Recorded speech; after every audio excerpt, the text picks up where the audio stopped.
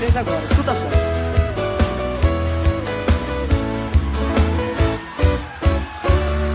Viajando solitário, mergulhado na tristeza, numa curva da estrada, eu tive uma surpresa.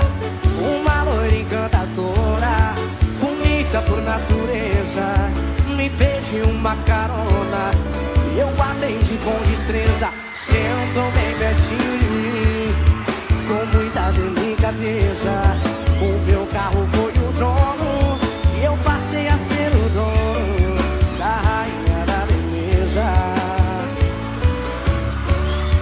Foi o dia mais feliz que o meu coração sentiu, mas meu mundo encantado de repente destruiu.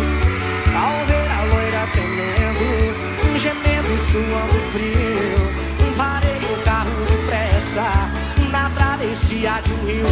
Enquanto eu fui buscar a água que tão triste ela pediu, ouvi cantar os pneus e me dizendo adeus. Com meu carro ela sumiu. Oh, bandida, volta pra cá, Tré.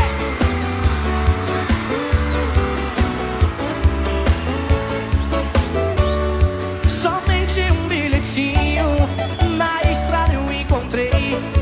Quando eu acabei de ler, emocionado eu fiquei.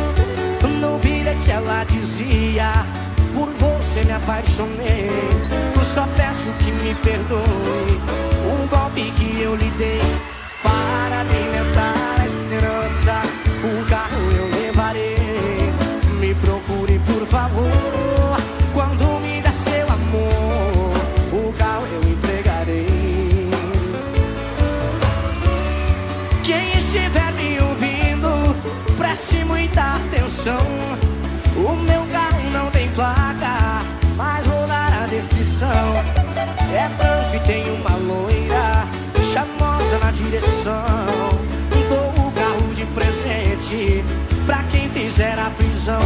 Por ela ter roubado o carro, já tem absolvição, mas lhe darei um castigo, vai ter que viver comigo.